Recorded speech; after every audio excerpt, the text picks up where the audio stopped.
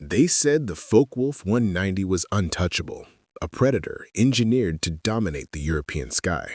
German pilots climbed into their cockpits with absolute certainty, their machines faster, heavier, more lethal than anything the Allies could muster.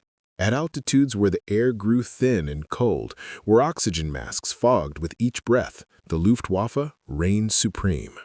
Then came the spring of 1944, and with it a machine that should not have existed, a fighter born from desperation and genius in equal measure. The North American P-51 Mustang arrived over Germany, sleek and silver, carrying a secret so simple it seemed absurd. A tiny metal tab, no larger than a playing card, mounted on the aileron. Before we jump back in, tell us where you're tuning in from, and if this story touches you, make sure you're subscribed because tomorrow I've saved something extra special for you. Pilots who flew against it discovered too late that confidence was no match for engineering, that tradition could be rendered obsolete in an instant, and that at 450 miles per hour, hesitation meant death. What transformed this American fighter from adequate to unstoppable? And how did a mechanical detail so small rewrite the rules of aerial combat over occupied Europe? The winter of 1943 stretched across Europe like a shroud. From the cliffs of Dover to the forests of Bavaria, the war had ground into its fourth year, and the skies belonged to Germany. Every morning, Luftwaffe pilots gathered in briefing rooms warmed by coal stoves, their breath visible in the frigid air. They studied maps marked with bomber routes, listened to intelligence reports about Allied formations, and then walked across frozen tarmac to their aircraft. The Focke-Wulf 190 waited for them, a masterpiece of German engineering, its radial engine cowling giving it the appearance of a blunt, angry fist. Compared to the graceful lines of earlier fighters, the 190 was brutal in its functionality. It climbed faster than anything the Royal Air Force could field. Its armament, 4 20mm cannons and 2 heavy machine guns, could shred a bomber's wing in seconds. Most critically, at high altitude, where American B-17s droned in their formations, the 190 performed flawlessly, while Allied escorts struggled in the thin air. Oberlieutenant Klaus Brenner had flown the 190 since 1942, accumulating victories that earned him the respect of his squadron and the fear of his enemies. He was not a boastful man. In the pilot's mess, he spoke quietly, preferring to listen to the younger aviators recount their encounters.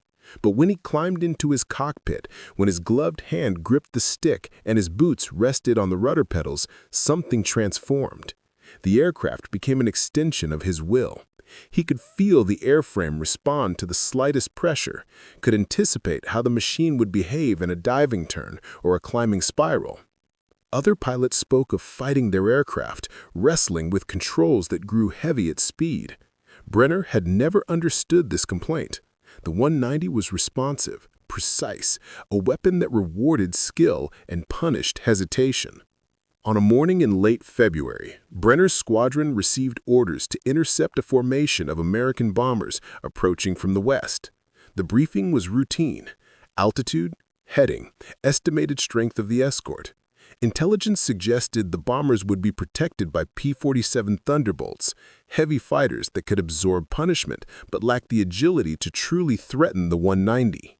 Brenner pulled on his leather flight jacket, checked his oxygen mask, and walked to his aircraft. The ground crew had already warmed the engine, and exhaust smoke curled from the cowling in the cold air. He climbed onto the wing, settled into the cockpit, and began his checks with the methodical precision of a man who had done this hundreds of times. Fuel, oil pressure, magnetos, trim, everything perfect. The squadron lifted off in pairs, climbing through broken clouds into a sky so blue it hurt to look at.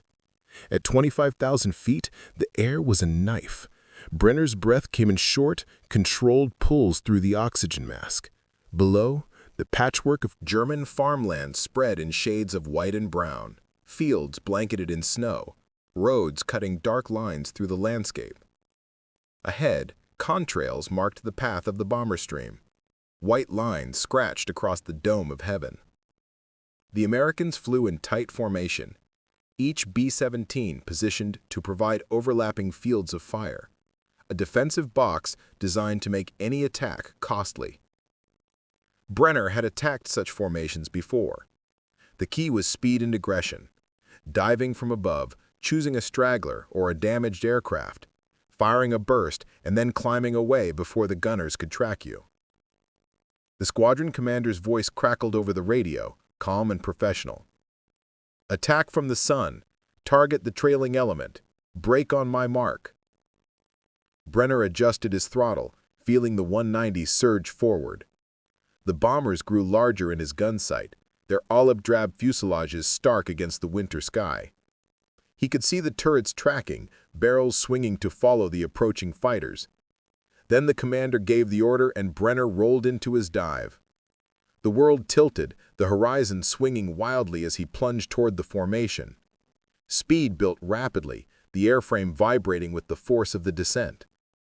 At 400 miles per hour, the controls grew firm but remained responsive. He centered a bomber in his sight, waited for the range to close, and pressed the firing button. Cannon shells ripped through the air, tracers arcing toward the target. He saw strikes along the wing root, saw pieces of metal tear away, and then he was pulling up, hauling back on the stick, the G-forces pressing him into his seat. That was when he saw them. 3 aircraft, far smaller than the lumbering bombers, diving from higher altitude. At first he thought they were more Thunderbolts, but something about their silhouette was wrong. They were longer, more streamlined, their wings set lower on the fuselage. As they closed, Brenner felt a flicker of unease. These fighters moved differently. The Thunderbolt was a brawler, powerful but cumbersome. These machines cut through the air with a kind of predatory grace. One of them rolled inverted and dived toward Brenner's wingman, and in that moment, Brenner understood that something fundamental had changed. The Mustang. He had heard rumors, whispers in the pilot's mess about a new American fighter, but intelligence had been vague. Some claimed it was simply a modified P-47, others that it was a British design adapted for American use. Now, watching the aircraft close the distance with terrifying speed, Brenner realized the rumors had understated the threat. The Mustang was fast, faster than anything he had encountered. It was also maneuverable in ways that defied logic. As Brenner watched, the lead Mustang snapped into a tight turn, its ailerons deflecting sharply, the entire airframe pivoting as if mounted on a swivel. Brenner's wingman, a competent pilot named Weber, attempted to follow the turn. His 190 rolled into the turn, but the response was sluggish. At high speed, the ailerons required immense force to deflect, and Weber was fighting the controls, his muscles straining against the airflow pressing on the control surfaces. The Mustang pilot had no such struggle. His aircraft rolled effortlessly, tracking Weber through the turn, closing the angle with mechanical precision. Brenner shouted a warning over the radio, his voice tight with urgency, but it was already too late. The Mustang's guns opened fire, 6.5 caliber machine guns converging on Weber's aircraft. The 190 staggered as rounds tore through the fuselage, punching through aluminum skin, severing control cables. Smoke poured from the engine cowling, black and oily. Weber's voice came over the radio, panicked and strained, reporting control failure. Then his aircraft rolled inverted and began to spin, trailing smoke and debris as it fell toward the earth below. Brenner felt fury surge through him, cold and focused. He broke hard right, seeking to bring his guns to bear on the Mustang, but the American pilot anticipated the move. The Mustang rolled again, a sharp snap roll that reversed its direction in an instant. Brenner tried to follow, hauling the stick over. Preparing and narrating this story took us a lot of time, so if you are enjoying it, subscribe to our channel. It means a lot to us. Now, back to the story. But his 190 responded as if moving through molasses. The ailerons required brutal force at this speed, and even with his strength, the aircraft rolled slowly, reluctantly. By the time he completed the maneuver, the Mustang was already repositioning, slipping into his blind spot. Brenner twisted in his seat, craning his neck to track the enemy, but the American was gone, vanished into the sun. Around him, the engagement dissolved into chaos. German fighters scattered, each pilot fighting his own desperate battle. The Mustangs moved through the formation like sharks, selecting targets, executing attacks with cold efficiency. Every attempt to counter was met with a maneuver that seemed impossible. The 190 pilots, men who had dominated the sky for years, found themselves outmatched. Their aircraft, so responsive at moderate speeds, became sluggish and unwieldy when pushed to the edge. The Mustangs had no such limitation. They rolled, turned, climbed, and dived with an ease that suggested their pilots were barely trying. Brenner saw another squadron mate fall, his aircraft disintegrating under a sustained burst of fire. He saw a third pilot eject, his parachute blossoming white against the blue as his fighter spiraled away. Brenner's radio crackled with orders to disengage, to break off and regroup. He throttled back, diving away from the fight, his hands trembling with adrenaline and something else, something he had not felt in years. Fear. Not the sharp, immediate fear of combat, but a deeper unease. The realization that the rules had changed. For the first time since climbing into a 190, Brenner felt outmatched. Not by superior numbers or better tactics, but by the machine itself. The Mustang was simply better. It could do things his aircraft could not, and that advantage was absolute. Back at base, the debriefing was tense and subdued. Pilots sat in silence, staring at maps they no longer trusted, listening to accounts that confirmed what they already knew. The Mustang was not just another fighter. It was a revolution. Intelligence officers scrambled for answers, demanding to know how the Americans had achieved such performance. What engine powered the aircraft? What design philosophy allowed it to outmaneuver the 190? But the pilots did not care about technical specifications. They cared about survival. They cared about the fact that their once dominant fighter now felt obsolete, a relic rendered useless by an enemy innovation they did not understand. Brenner left the debriefing room and walked across the airfield, his boots crunching in the snow. His 190 sat on the hard stand, cold and silent. He approached it slowly, running his gloved hand along the wing, feeling the rivets beneath the metal skin. For years, this machine had been his shield, his weapon, his guarantee of superiority. Now it felt like a coffin. Somewhere over Germany, American pilots were climbing into their Mustangs, checking their instruments, preparing for the next mission. And when they took off, when they climbed into the thin, cold air where battles were fought and decided, they would roll their aircraft with effortless precision, while Brenner and his comrades struggled against controls that betrayed them at the moment they needed responsiveness most. The Mustang's advantage was not courage or skill. It was engineering, a mechanical solution to a problem Brenner had not even known existed. And that solution, whatever it was, had rendered years of German superiority meaningless in a matter of minutes. The sky, once Germany's fortress, was now contested ground. And the machine that had taken it away was a sleek, silver fighter with a secret hidden in its wings, a secret so effective it had turned the tide of the air war in a single, brutal encounter.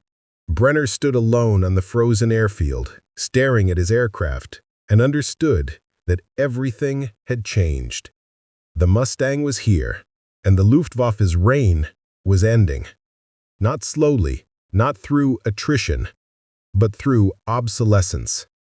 The Americans had found an edge, a technological advantage so profound that courage and experience could not overcome it. And unless Germany couldn't answer it, unless they could match or surpass this innovation, the war in the air was already lost. The winter wind howled across the tarmac, carrying with it the distant sound of engines. Somewhere above the clouds, the Mustangs were flying, and their pilots knew exactly what they possessed. They knew they held the future in their hands, a future forged from metal tabs and hydraulic systems, from wind tunnel tests and engineers' calculations. They knew they had become untouchable, and that knowledge made them deadly. For the Luftwaffe, the spring of 1944 loomed like a death sentence. Every mission would be a gamble, every engagement a test they were no longer guaranteed to pass. The 190, once the pride of German aviation, had become a liability. And the men who flew it, men like Brenner who had believed themselves invincible, now faced a truth more terrifying than enemy fire. They were flying obsolete machines into a fight they could not win, and the only question remaining was how many of them would survive long enough to see the inevitable conclusion. The Mustang had arrived, and with it, the beginning of the end. Across the Atlantic, in a drafting room filled with blueprints and slide rules, the story of the Mustang had begun years earlier, not as a weapon of dominance, but as an act of desperation. In 1940, Britain stood alone against the Nazi war machine, its cities burning under the Luftwaffe's relentless bombing campaigns. The Royal Air Force needed fighters, thousands of them, and needed them immediately. British factories were already stretched to capacity producing Spitfires and Hurricanes, and the United States, though sympathetic, had not yet entered the war. The British Purchasing Commission approached North American aviation with a proposal. Could they manufacture Curtiss P-40 Warhawks under license to supplement Britain's dwindling fighter strength? James Kindleberger, president of North American Aviation, was a man who did not accept limitations easily. He looked at the P-40 specifications and frowned. The aircraft was adequate, but only just. Its performance at high altitude was mediocre, its speed unexceptional. If North American was going to build fighters for Britain, Kindleberger argued, why not design something better? Something that could outperform anything currently in service. The British were skeptical. Designing a new fighter from scratch typically required years of development, extensive testing, iterative prototypes. They needed aircraft now, not sometime in the distant future. Kindleberger made a promise that seemed impossible. Give us 120 days and we will deliver a prototype. Not a concept, not a mock-up, but a flyable aircraft. The British agreed, partly because they had no better options, partly because Kindleberger's confidence was infectious. What followed was one of the most remarkable feats of engineering in aviation history. North American's design team, led by Chief Engineer Edgar Schmood, worked around the clock. They studied every fighter aircraft they could find, analyzing what worked and what did not. They incorporated lessons from the Spitfire's elliptical wing, the Messerschmitt 109's clean fuselage lines, and the P-40's rugged simplicity. But they also innovated, pushing beyond existing conventions. The result was the NA-73X, a prototype that featured a laminar flow wing designed to reduce drag, a liquid-cooled engine mounted low in the fuselage to minimize frontal area, and an internal structure that prioritized both strength and weight efficiency. True to Kindleberger's promise, the prototype was rolled out in 117 days. It was an astonishing achievement. But the aircraft that emerged from the factory floor was far from perfect. Early test flights revealed issues. The Allison V1710 engine, while reliable, suffered from poor performance at high altitude. Above 15,000 feet, its power dropped precipitously, leaving the Mustang sluggish and vulnerable. For a fighter intended to escort bombers deep into enemy territory, this was a fatal flaw. The British accepted the initial production models, but assigned them to low-altitude, Tactical reconnaissance and ground attack roles, where the engine's limitations were less critical. The Mustang, for all its promise, seemed destined to remain a niche aircraft, competent but unremarkable. Then came a meeting that changed everything. In 1942, Ronald Harker, a test pilot for Rolls-Royce, flew a Mustang and was immediately impressed by its handling and aerodynamics, but he also recognized the engine problem. Harker proposed a radical solution: replace the Allison engine with a Rolls-Royce Merlin, the same power plant that drove the Spitfire.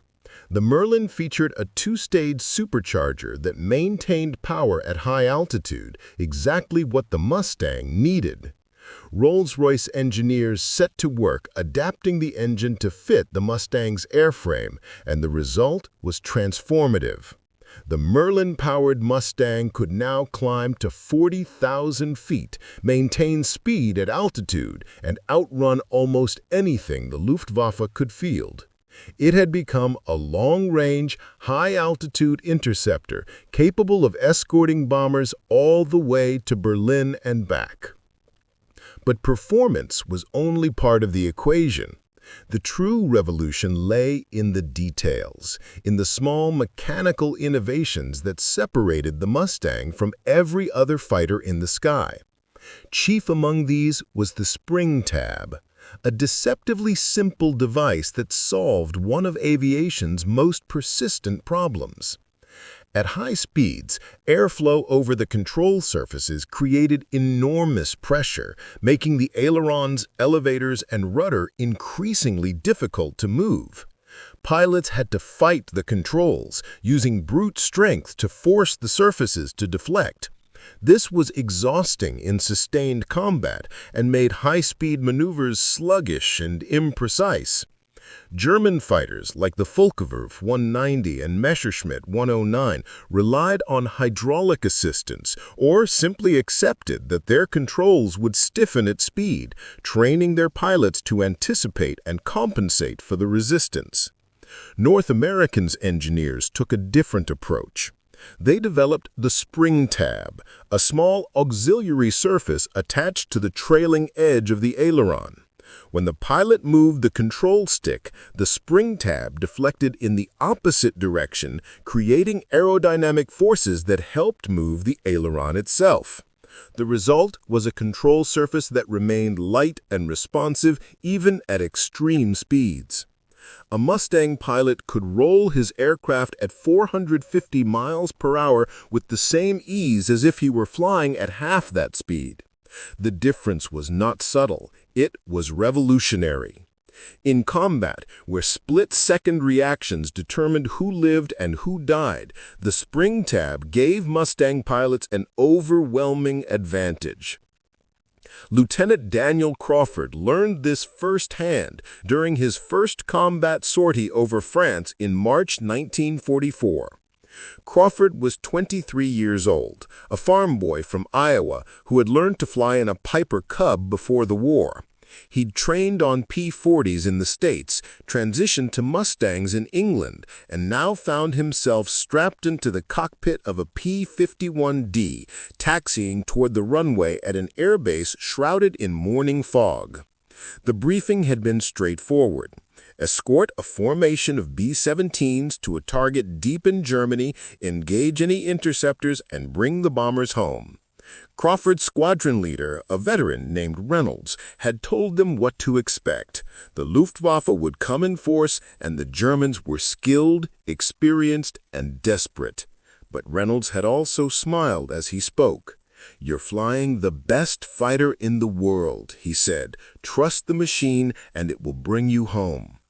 Crawford's Mustang lifted off smoothly, the Merlin engine roaring with a deep, throaty growl. He climbed through the clouds, emerging into sunlight at 10,000 feet. Around him, the rest of the squadron formed up, their silver aircraft gleaming like knives against the blue.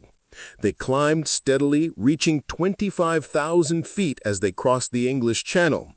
Below, the French countryside spread in a patchwork of fields and forests. Ahead, contrails marked the bomber stream, a river of white scratched across the sky. Crawford settled into formation, his eyes scanning the horizon for threats. The radio chatter was sparse, professional. "Your oxygen? Watch your fuel. Stay sharp." The minutes stretched into an hour. then two.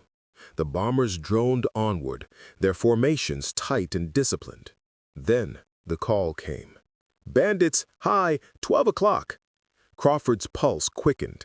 He craned his neck, squinting into the glare, and saw them. Dark specks against the sun, dropping toward the bombers in a steep dive. Focke-Wulf 190s, at least a dozen of them. Reynolds' voice came over the radio, calm and firm. "Blue flight, take the left element. Red flight, follow me." Crawford was Blue 4, the last man in his section. He throttled forward, climbing to intercept, his Mustang responding instantly. The 190s grew larger, their blunt noses and wide cowlings unmistakable. They were fast, committed to their attack, focused on the bombers. Crawford's section leader called the brake, and the Mustangs rolled into the attack. Crawford followed, pulling his stick hard over, and the aircraft responded with breathtaking speed. The horizon spun, the world tilting wildly, and within seconds he was inverted, diving toward the enemy. He had trained for this maneuver countless times, but doing it in combat, with real aircraft and real bullets, was something else entirely. The Mustang felt alive beneath him, eager, almost anticipating his commands. He rolled upright, centering a 190 in his gun sight. The German pilot saw him and broke hard left, a violent maneuver designed to evade pursuit. Crawford did not hesitate. He rolled to follow, his hands moving instinctively. The Mustang snapped over, the ailerons responding instantly despite their speed. In a 19, the German pilot would be fighting his controls, hauling the stick with both hands, feeling the resistance build as airspeed increased. Crawford felt none of that. The stick moved smoothly, the aircraft pivoting as if on a bearing. He tracked the 190 through the turn, his gun sight trailing the enemy's fuselage. The German pilot tried a reversal, snapping back the other direction, but Crawford stayed with him, matching every move. The spring tabs did their work invisibly, silently, translating his inputs into precise control deflections. At 400 miles per hour, where the 190's ailerons became sluggish and heavy, Crawford's Mustang remained nimble and obedient. He closed the distance, his finger resting on the trigger. The 190 filled his sight, close enough to see the mottled camouflage, the exhaust stains on the cowling, the frantic movements of the pilot's head as he checked his mirrors. Crawford squeezed the trigger. 6.5 caliber machine guns roared, their muzzle flashes bright even in daylight. Tracers arced across the gap, converging on the 190's tail section. He saw strikes, bright flashes as rounds tore through metal. The 190 shuddered, pieces flying off the fuselage. Smoke erupted from the engine, thick and black. The aircraft rolled inverted and began to fall, its pilot either dead or unconscious. Crawford did not watch it go. He was already scanning for the next threat, his hand steady on the controls. Around him, the engagement raged. Mustangs and 190s twisted and turned, contrails spiraling through the sky. Everywhere Crawford looked, the pattern repeated. The German pilots were skilled, aggressive, fearless, but their aircraft betrayed them. At high speed, the 190s became anvils, their controls stiffening, their responses lagging. The Mustangs danced around them, rolling and turning with the fluidity that seemed almost supernatural. Crawford watched a German pilot attempt to split S, rolling inverted and pulling into a dive. The maneuver was sound, but the execution was slow, the 190's ailerons fighting the pilot every inch of the way. A Mustang followed effortlessly, staying locked on the German's tail, and within seconds, the 190 was streaming fire. The engagement lasted less than 10 minutes, but it felt like hours. When the Germans finally broke off, fleeing eastward in ragged disorder, Crawford's squadron regrouped around the bombers. Crawford checked his fuel, his ammunition, his instruments. Everything was green. He had fired less than 200 rounds, expended minimal fuel in the high-speed maneuvers. The Mustang had brought him Through without strain, without drama. It had simply worked, flawlessly and completely. On the flight back to England, As the adrenaline faded and his hands stopped shaking, Crawford thought about what had just happened. He had fought experienced enemy pilots in a capable aircraft, and he had dominated them, not through superior skill. He had barely graduated flight school 6 months ago, but through superior machinery. The spring tabs, the laminar flow wing, the Merlin engine, all of it combined to create an aircraft that was simply better. The Germans had skill, courage, experience, but those qualities, no matter how refined, could not overcome a fundamental mechanical advantage. The Mustang could do things the 190 could not. It was faster, more maneuverable, more responsive. And in combat, where milliseconds decided outcomes, that edge was everything. Crawford understood then what Reynolds had meant. Trust the machine. The Mustang was not just a fighter. It was a promise, a guarantee that if you flew it well, if you trusted its systems and pushed it to its limits, it would bring you home. Back at base, the intelligence officers conducted their debriefing. Pilots recounted their engagements, describing maneuvers, tactics, enemy responses. The pattern was consistent across every account. The Luftwaffe pilots were trying to fight, but their aircraft could not keep up. At high speed, the German fighters became sluggish, unresponsive. The Mustangs, by contrast, remained agile and precise. One pilot described watching a 190 attempt to roll at 450 miles per hour. The German had hauled on his stick, forcing the ailerons over, but the maneuver took seconds to complete, an eternity in combat. The Mustang pilot had simply snapped his stick over, and his aircraft responded instantly, rolling inside the German's turn and securing a killing position. The intelligence officers noted every detail, compiling reports that would be sent to higher command, analyzed by engineers, incorporated into training manuals. But for the pilots, the conclusion was already clear. The Mustang had given them an advantage so profound it felt almost unfair. The Germans were brave, skilled, determined, but they were also flying machines that could not compete. And as long as the Mustangs kept coming, as long as American factories continued to churn out these sleek, deadly fighters, the outcome of the air war was no longer in doubt. The Luftwaffe could fight, could resist, could throw their best pilots into the sky, but they could not win. Not against an enemy that had solved the problem of high-speed control, that had engineered a solution so elegant it rendered their own aircraft obsolete. Crawford walked across the airfield that evening, watching the sun set over the English countryside. His Mustang sat on the hardstand, its silver skin gleaming in the fading light. Ground crew swarmed over it, refueling, rearming, checking every system. Tomorrow he would fly again, would climb into that cockpit and trust his life to the machine. And the machine, with its spring tabs and laminar wings and roaring Merlin engine, would not fail him. It never did. The weeks following that first encounter became a cascade of defeats for the Luftwaffe, each mission revealing the same brutal truth. German pilots climbed into their cockpits with dwindling confidence, knowing that somewhere above the clouds, the Mustangs waited. The spring of 1944 transformed the European sky from a contested battleground into a shooting gallery, and the hunters had become the hunted. Oberlieutenant Klaus Brenner flew 3 more missions before he understood the full scope of what they faced. Each time, the pattern repeated with mechanical precision. His squadron would climb to intercept Allied bombers, their FW-190s straining at high altitude. The Mustangs would appear, seemingly from nowhere, their silver forms dropping from the sun like birds of prey, and then the slaughter would begin. On his fifth encounter, Brenner tried something different.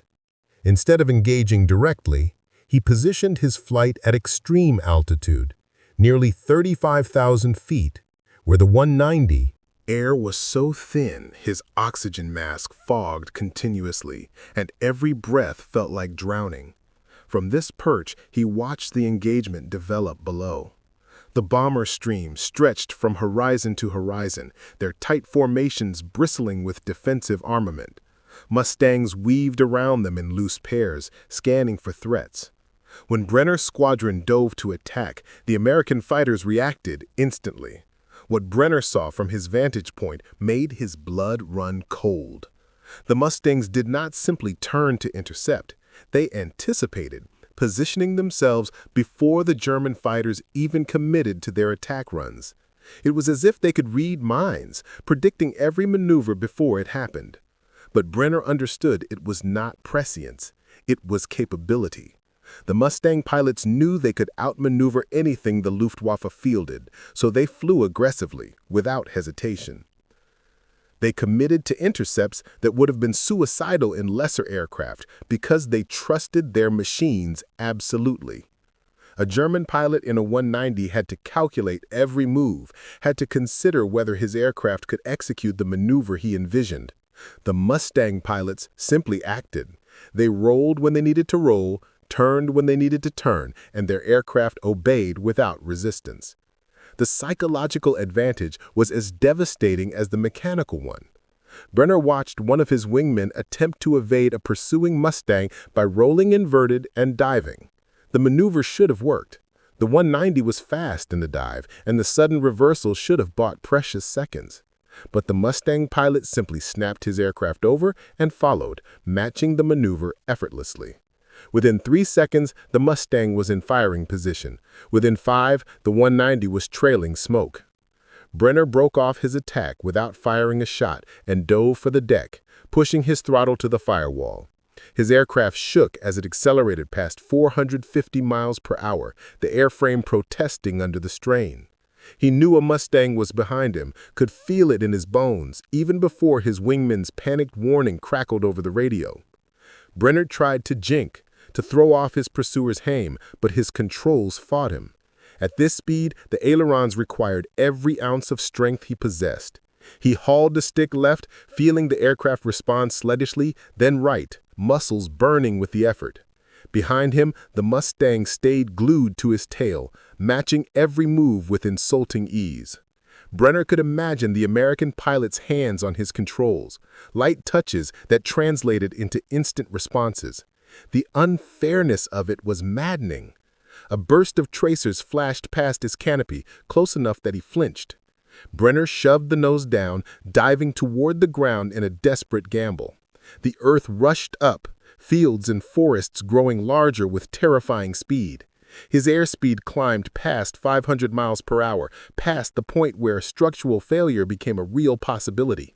The 190 groaned, metal flexing under aerodynamic loads it was never designed to endure. Still, the Mustang followed.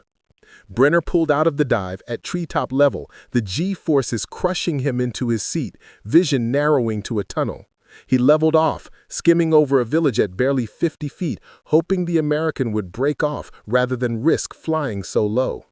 But the Mustang stayed with him, its pilot either supremely confident or completely insane. Another burst of fire, this time striking his left wing. Brenner felt the impact through the airframe, heard the tearing of metal. His aircraft yawed violently, control surfaces damaged. He fought to keep it level, knowing that a single mistake at this altitude meant instant death. Then, inexplicably, the firing stopped. Brenner risked a glance in his mirror and saw the Mustang pulling up, climbing away. Had the American run out of ammunition? Experienced a gun jam? Brenner did not know and did not care. He nursed his damaged 190 back to base, landing with one aileron partially destroyed and fuel streaming from punctured tanks. When he climbed out of the cockpit, his hands were shaking so badly he could barely remove his gloves. The ground crew gathered around, examining the damage, shaking their heads. Brenner walked to the operations room in silence. ignoring the questions, the concerned looks. He had been spared, and the knowledge sat in his stomach like lead. The Mustang pilot could have killed him, could have fired one more burst, could have pursued him all the way to the ground. But he had chosen not to. Perhaps he was low on fuel. Perhaps he had other targets, or perhaps, and this thought was worst of all, perhaps the American pilot had simply decided Brenner was not worth the ammunition. The debriefings became exercises in futility. Pilots reported the same story with numbing repetition. The Mustangs were faster, more maneuverable, better armed. They could fight at any altitude, could escort bombers all the way to Berlin, and still have fuel to engage. Every tactical advantage the Luftwaffe had cultivated, every doctrine they had refined through years of combat, meant nothing against an aircraft that simply performed better. Squadron commanders proposed new tactics. Attack from directly above, where the Mustangs would have difficulty spotting them. Concentrate fire on the bombers and ignore the escorts. Use clouds for concealment, strike quickly, and disengage before the Mustangs could respond. Some of these tactics worked, occasionally. A lucky pilot might down a bomber and escape, but the cost was unsustainable. For every bomber damaged, 3 or 4 German fighters fell. The exchange rate was catastrophic. Maintenance crews worked through the night, repairing battle damage, replacing engines, patching bullet holes. But no amount of maintenance could address the fundamental problem. The 190 was obsolete. Its design, once cutting-edge, had been surpassed by an aircraft that incorporated innovations the Germans had either overlooked or dismissed. The spring tab was the most visible example, but it was only one piece of a larger puzzle. The Mustang's laminar flow wing reduced drag, allowing it to fly faster on the same power. Its fuel capacity was enormous, giving it range that no German fighter could match. Its engine, the Rolls-Royce Merwin with its 2-stage supercharger, maintained power at altitudes where German engines gasped and faltered. Every element of the design worked in harmony, creating an aircraft that was greater than the sum of its parts. German engineers knew about these innovations. They had wind tunnel data, they had studied captured aircraft, they had interrogated downed pilots. But knowing about a technology and implementing it were different challenges entirely. Retrofitting spring tabs to existing fighters would require redesigning control systems, recalculating aerodynamic loads, testing extensively to ensure the modifications did not introduce new problems.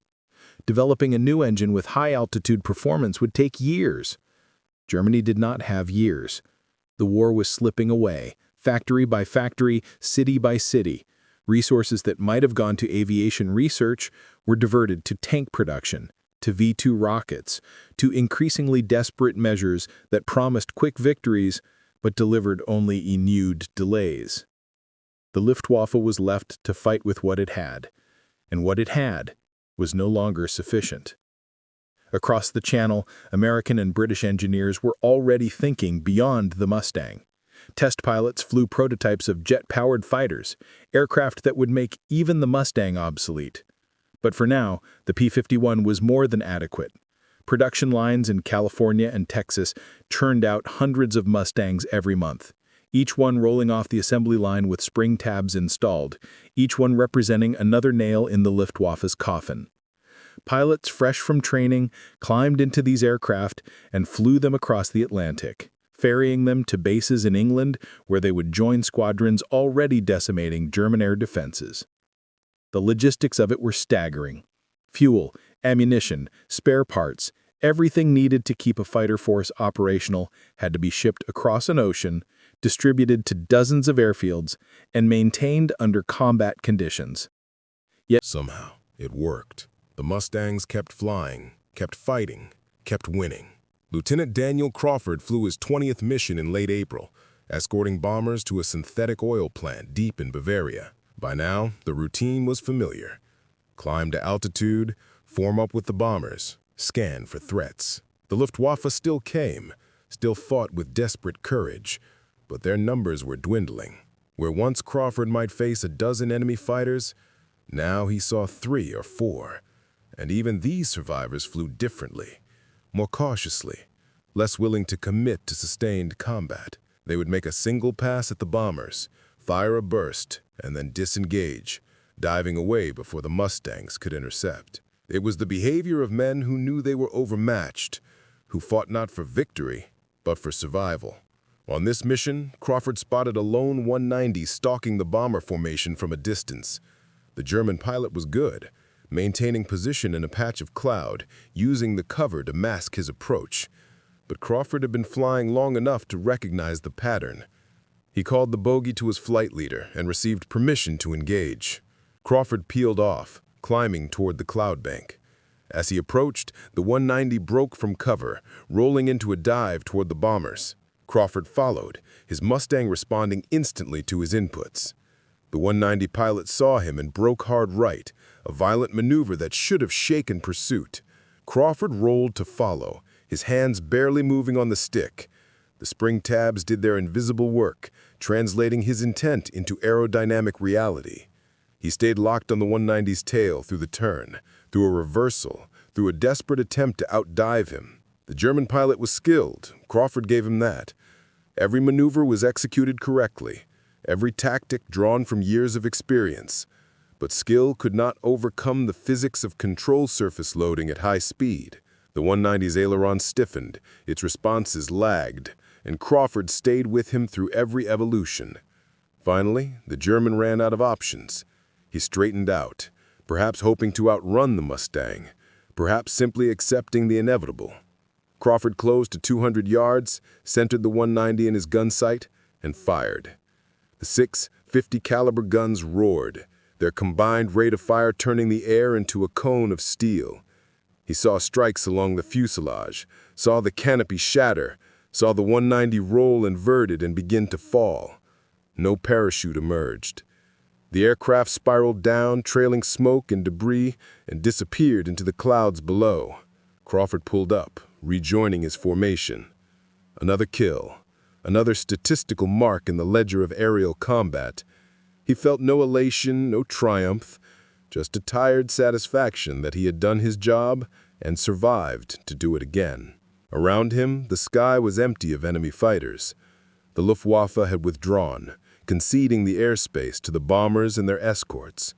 Below, the synthetic oil plant erupted in flames as bombs found their targets. Black smoke boiled into the sky, visible for miles. One more industrial target destroyed, one more piece of Germany's war machine degraded. The strategic bombing campaign was working, slowly grinding the Reich's capacity to resist. And the Mustangs made it possible, providing the umbrella of protection that allowed the bombers to reach their targets and return home. The flight back to England was uneventful. Crawford's squadron landed in late afternoon, the sun casting long shadows across the airfield. Ground crews rushed to service the aircraft, refueling, rearming, preparing them for the next mission. Crawford climbed out of his cockpit, his flight suit drenched with sweat despite the cold at altitude. He walked to the debriefing room, joining the other pilots in recounting their mission. The intelligence officers took notes, asked questions, compiled the information that would be analyzed and distributed. Kills confirmed, enemy tactics observed, mechanical issues reported. It was routine, mundane, the bureaucratic machinery of war processing another day's data. But beneath the routine, something fundamental had shifted. The Luftwaffe was no longer... Up next, you've got 2 more standout stories right on your screen.